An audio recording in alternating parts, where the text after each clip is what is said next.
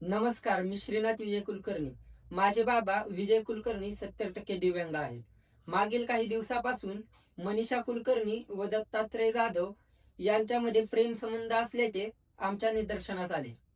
तरी माझ्या बाबांनी या संदर्भात विचारणा केली असता माझी आई मनीषा कुलकर्णी हिने आपण उद्या त्याला बोलू असे म्हणून दुसऱ्या दिवशी पहाटे 5च्या सुमारास घरातील पैसे व दागिने घेऊन दत्तात्रय जाधव याच्यासोबत पळून गेली.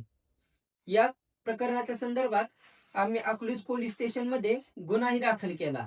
याचाच मनात राग धरून व त्यांच्या प्रेम संबंधामध्ये अडथळा येत असल्यामुळे दत्तात्रय जाधव याने मागील काही दिवसापासून आमच्यावर वास ठेवून होता.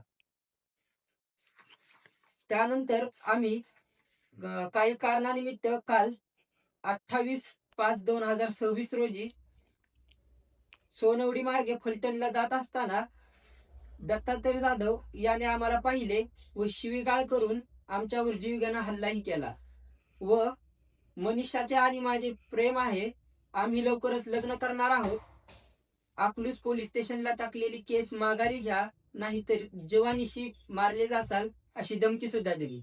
त्यानंतर आम्ही फलटण पोलीस स्टेशन मध्ये या सर्व प्रकरणाविषयी गुन्हा दाखल केला. तरी फलटण पोलीस स्टेशन यांनी या प्रकरणाची दखल घेऊन आरोपीला त्वरित अटक करावी व तसेच दत्तात्रय जाधव आणि मनीषा कुलकर्णी यांच्या प्रेम संबंधांमध्ये मी व माझे कुटुंबीय अडथळा होत असल्यामुळे या दोघांपासून मला व माझ्या कुटुंबियाला जीवाचा धोका आहे. तरी या प्रकरणामध्ये स्वतःला राजकीय पुढारी म्हणून घेणारे काही मोहिते पाटलांचे पुत्रे आम्हा गरिबांना त्रास देत आहेत व हे प्रकरण वाढवण्याचा प्रयत्न करत आहेत. तरी Akluj police station, Phaltan police station यांनी या प्रकरणाची दखल घेऊन आरोपींना त्वरित अटक करावी, अन्यथा मी व माझे सर्व कुटुंबीय पोलीस महासंचालन मुंबई यांच्या कार्यालयासमोर आत्मदहन करणार आहोत.